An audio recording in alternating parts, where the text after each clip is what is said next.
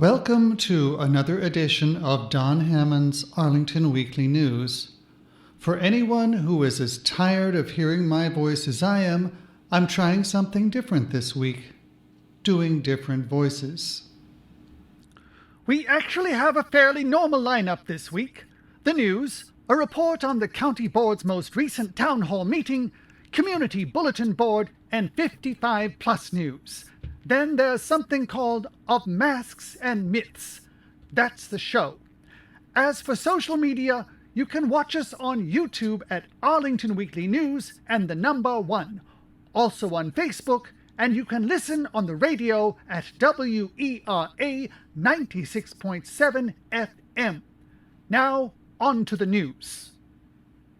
As of Sunday evening, June 28th, reports show the number of confirmed COVID-19 cases in Arlington had exceeded 2,400.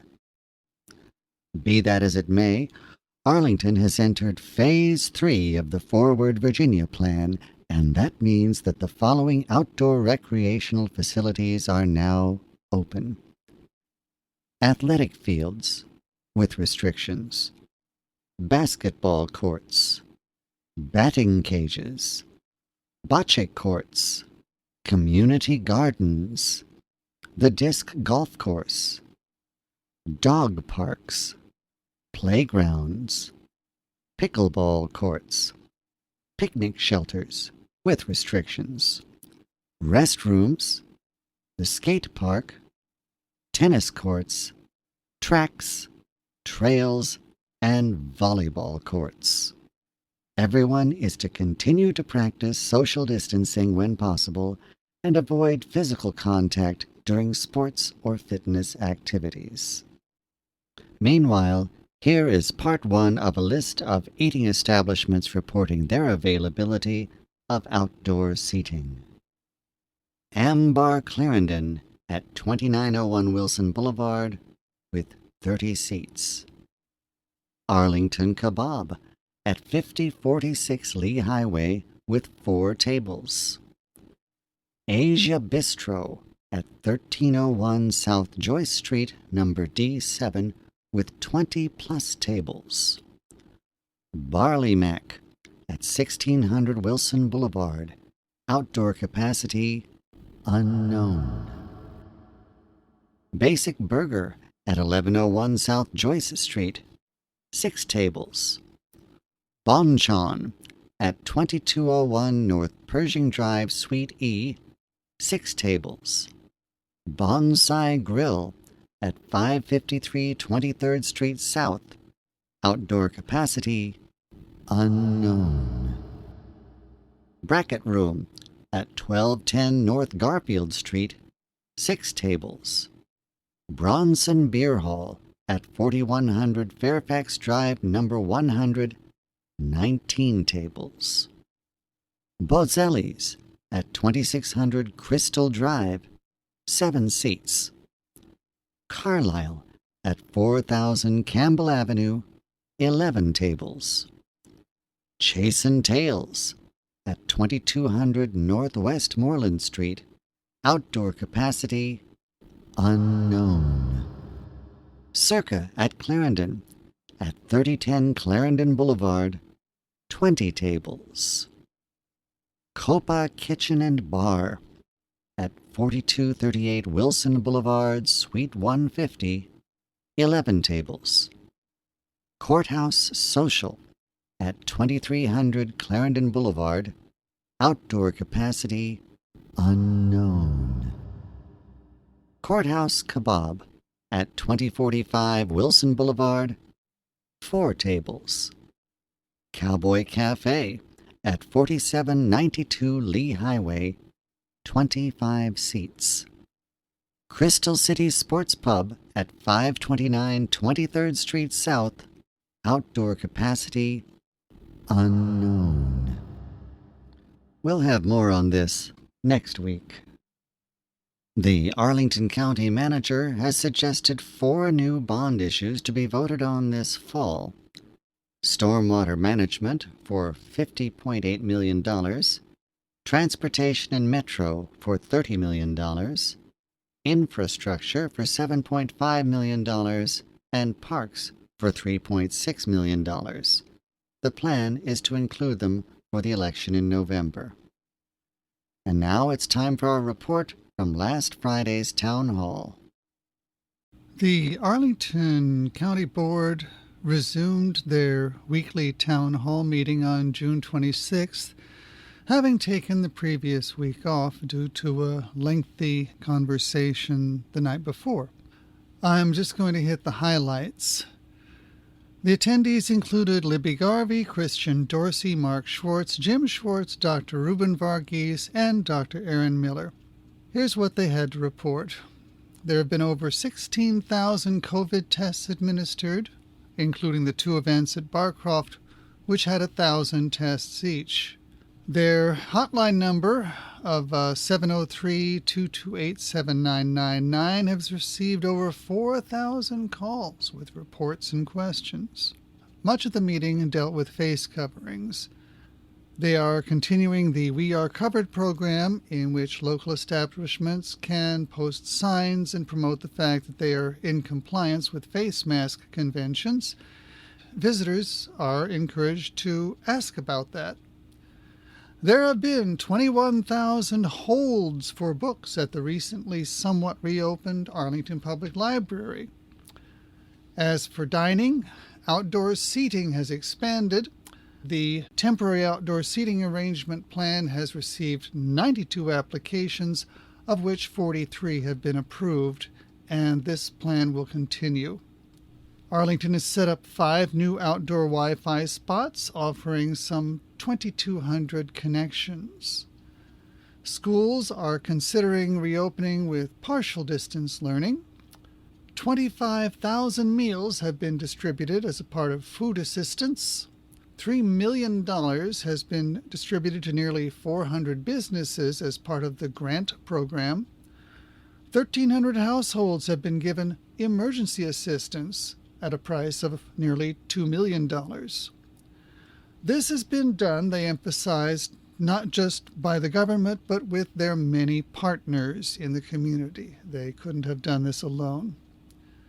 An update on the COVID statistics. Dr. Varghese reported that there have been about 2,550 COVID cases, an increase of 6% recently. Hospitalizations have increased by 5%, and there have been 8 more deaths. The 2-week positivity rate for testing is about 3.6%. Next came questions. I'll just give the answers. The metrics are improving, going from 800 hospitalizations per day in Northern Virginia, that was in May, down to now 300 hospitalizations per day. Again, this is all of Northern Virginia, details not being available for Arlington.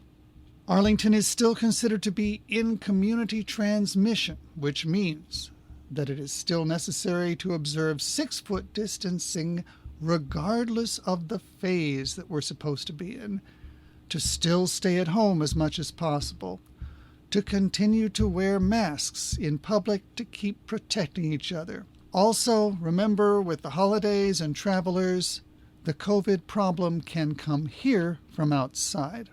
In Arlington, quarantine is voluntary, but face coverings in public are mandatory. Phase 3 will go in effect on July 1st. The question came up, are we really ready?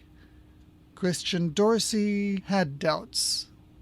Libby was more comfortable waiting, but she got together with the rest of Northern Virginia groups who decided that the numbers were pretty good, so there will be no delay. Dr. Ruben Varghese said they look at metrics, acknowledge the lag, and have to balance health concerns versus economic concerns.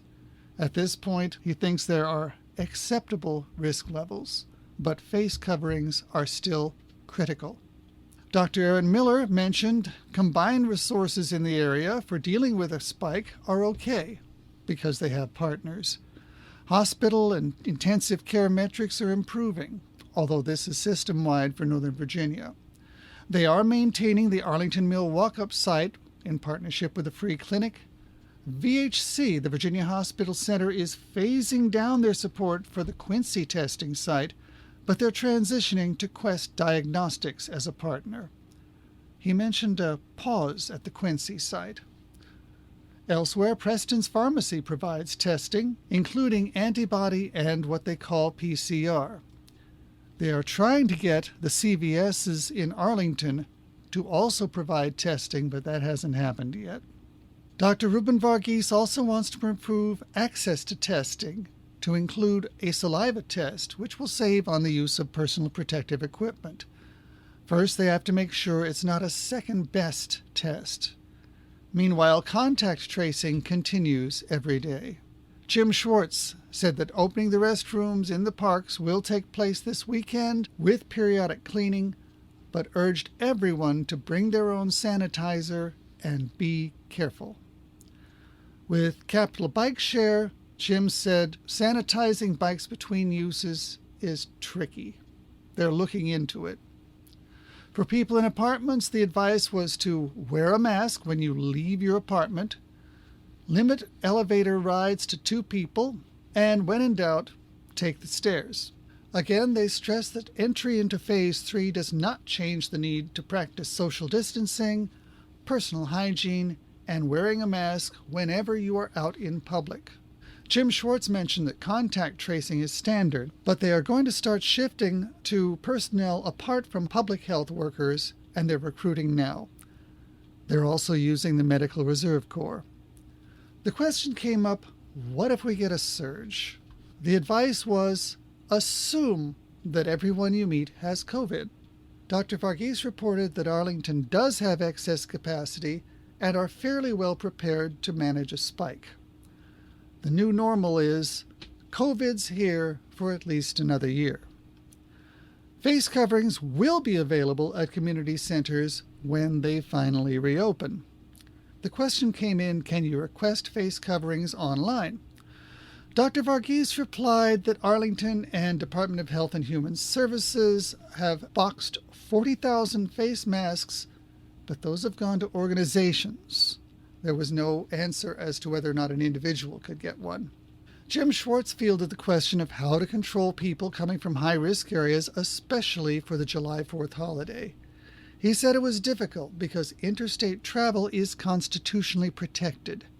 He advised that your protection as an individual will be personal. It's also hard to enforce those things in restaurants. Again, it's all about personal responsibility. On July 4th, the recommendation was to watch the fireworks on TV from home. Libby Garvey mentioned that there could be community celebrations from everyone's porch. Everyone go out on the 4th and make some noise. The laws are limited, but the community can help manage. A question about childcare came up. Jim Schwartz said it was very important, much like schools, and that they are looking at solutions, but they don't have a full one yet. Libby Garvey said you can contact trace via the phone, so if you want to volunteer, you can do it without being at house-to-house risk. An additional observation about supplies. Diapers are the new toilet paper. There's a critical need. Meanwhile, the county has given the Arlington Public Schools money to form a partnership with Comcast so that internet access can be provided for people of limited means with no cost to the individuals. Elsewhere, the county workers have been given civil leave in case they need to quarantine. A question about seniors came up. Do they still have to stay at home or can they go out with a mask? The answer was yes, if you have to, if you maintain social distances to reduce your risk. Balance the need with the risk and get a buddy. A question came out about more July 4th invaders. Are the hotels participating in Are We Covered? Aaron Miller has been working with them for a long time on best practices. and keeping family units together, things seem to be okay. Dr. Varghese added that public health actually inspects hotels. Also, he said, if you're out there celebrating, don't sing or yell. A question came up about the recent rallies and demonstrations. According to Dr. Varghese, these have not demonstrably produced significant increases, probably due to the people wearing masks, but he still recommends stay at home, stay at home, stay at home. Christian Dorsey mentioned public transit. His advice was, use it if you need to, just be careful. More town hall meetings are planned. As long as the questions keep coming, they feel that they're doing some good. Christian Dorsey said they may not always be weekly. A question came up about a contingency plan for civil unrest around the 4th of July. Jim Schwartz replied that there are lots of plans in place. He noted that there have been only peaceful demonstrations so far in Arlington. The goal is to avoid violent interaction. Dr. Aaron Miller said they have been coordinating emergency management throughout the D.C. area. Metro will have stations open for July 4th. The funny thing is that preparations have actually been improved due to COVID. Christian Dorsey mentioned that any viewer who felt that their question was not answered could check the chat online, because the answer might be there. In the end, Libby Garvey encouraged everyone to call 703-228-1300 for food assistance, and also 703-228-7999 for COVID questions. The next meeting is going to happen on Friday, July 10th, because they are skipping July the 3rd. The meeting wrapped up at 1:48 p.m. Now it's time for CBB. Here's a nice outdoor activity for teens aged 11 to 18, a disc golf tournament. At least they're calling it a tournament. The notice doesn't mention any prizes like a golden arrow or a kiss from Maid Marian, but it's still a chance to get outdoors and have some fun. For the uninitiated, disc golf is played by throwing frisbees instead of striking a golf ball, and the targets are baskets instead of holes in the ground. That's on Wednesday, July 8th from 1 o'clock to 4 o'clock p.m. at Bluemont Park Disc Golf Course, 399 North Manchester Street. Now here's a chance for new, continuing, and returning artists to get together for the first in a series of art workshops. This one kicks off on Wednesday, July 8th from 4 o'clock to 5 o'clock p.m. at the Arlington Community Center and Park at 3308 South Stafford Street. Since the community centers have not opened yet, this one's being held outdoors. Next up, there's a familiar game in which the whole family can participate.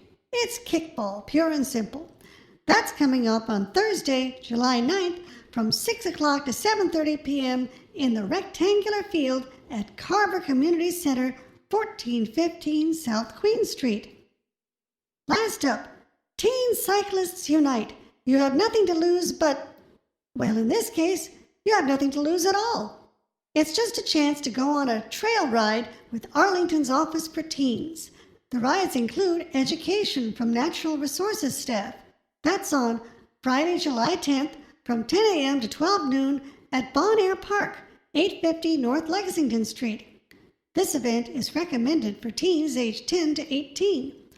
All of these events are free, and you can register online at the county's Parks and Recreation website. That's it for CBB. Well, now it's time for news for seniors. At long last, there's an activity that you can actually leave the house and attend. It's called Easy Tai Chi, and that'll take place on Wednesdays from 9 o'clock to 10 o'clock a.m. at Lacey Woods Park at the intersection of North George Mason Drive and Washington Boulevard. And there's even more outside your door. It's an informal game of bocce, a game of tactical ball tossing. That's on Thursday, July 9th from 9 o'clock to 11 o'clock a.m. at Highview Park, 1945 North Dinwiddie Street. Also coming up, the return of the Fast Forwards Walking Group for a brisk 2-mile outdoor stroll. That's on Friday, July 10th from 8 o'clock to 9:30 a.m. at Aurora Hills Community Center, 735 18th Street South. This event is BYOW, which is Bring Your Own Water. Last but not least is a trail hike through the woods. This event is open to all ages, so you can bring the kiddies and grandkiddies along. That's on Saturday, July 11th from 6 o'clock to 7 o'clock p.m. at Long Branch Nature Center at Glen Carlin Park, 625 South Carlin Springs Road. All of these events are free, and you can register online at the county's Parks and Recreation website. That's it for seniors. This is my story of masks and myths. The COVID-19 crisis, like many events throughout history, seems to be resulting in the creation of a special mythology. Viewers and listeners may be acquainted with various myths associated with the creation of the earth, or the origin of humans, or the changes of the seasons. Some myths can even change or evolve, as when the Romans appropriated some of the earlier Greek gods and changed their names. That's how Zeus became Jupiter, and Hephaestus became Vulcan, which was also easier to spell. Protective masks, or face coverings as they are euphemistically called, have had a shifting mythology. At first, anxious citizens flocked to stores to purchase the N95 type of mask, which was considered to afford the best protection against COVID. The available supply was diminished to the point that their purchase by ordinary citizens was discouraged, so that medical and emergency personnel, who had to most frequently come into direct contact with COVID sufferers, would have an adequate supply. Alternate face coverings, such as homemade masks or bandanas, were the next option, although it was said that their function was not to protect the wearer, but to prevent them from infecting anyone else. Many Arlingtonians elected not to bother with face coverings, especially when outside, believing that the open air or wind would cause the infectious particles to disperse harmlessly. Alternatively, some felt that merely maintaining a 6-foot social distance would obviate the need for a mask, since it offered them no personal protection. More recently, it was determined that, although not perfect, face coverings actually do reduce the wearer's risk of infection. Then, grocery stores implemented a recommended policy of requiring both face coverings and social distancing, and that policy remains in force. Within the grocery stores, there also seems to have been some doubt among shoppers about the purpose of the directional signs that have been placed on the floor, instructing shoppers to travel down a specific aisle in one direction. There are other signs posted in the stores pointing out the need for social distancing and specifically encouraging shoppers to stay 6 feet away from others, and signs suggesting maintaining a distance of 2 shopping carts from other shoppers. All of this is based on the concept that the coronavirus spreads primarily through person-to-person contact, and that the particles of moisture emitted while shouting, singing, or even just breathing can carry the virus through the air to anyone occupying space too close to the carrier. After all that, though, there was a posting on Facebook that earnestly stated that the directional signs could be circumvented by parking a cart at the end of an other-way aisle before walking along that aisle in both directions. It went on to say, quote, "The arrows regulate the flow of carts, not people, so I walk back to the end of the aisle with my selection and place it in my waiting cart." The writer seemed to believe that it is the carts that spread the virus and not the people coming close to each other as they pass while moving in opposite directions. The fact that some of the directional signs show feet and not carts is apparently irrelevant to this earnest Facebook poster, who seems to believe that it is safe to pass or pause next to a potential COVID carrier as long as your cart is observing social distance. Yes, the coronavirus epidemic has indeed spawned its own peculiar mythology. And that concludes this week's show. We will be back next week with more news from Arlington, along with some on-the-ground observations. Meanwhile, be careful, be safe, and be well.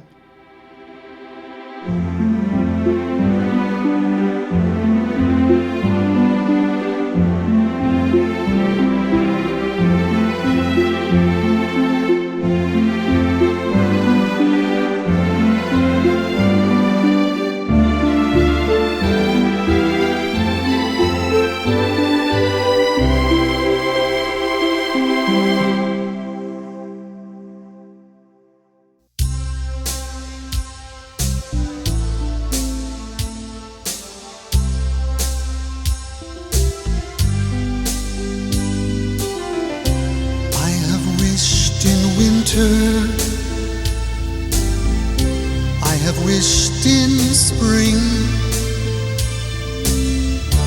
I have watched the stars. I have seen the sun,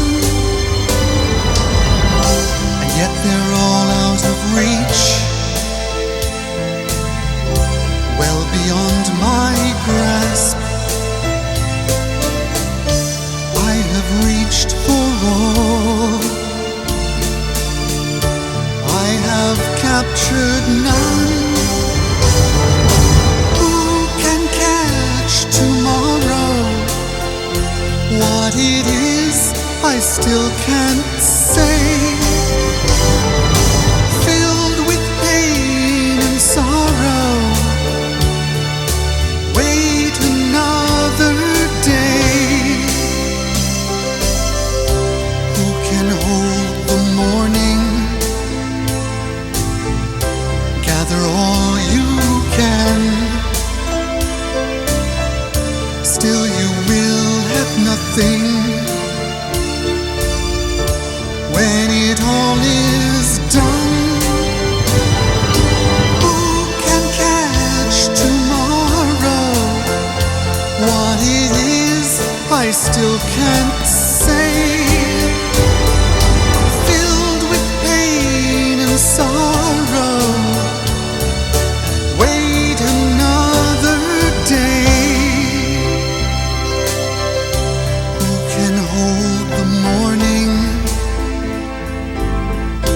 Gather all you can. Still you will have nothing when it all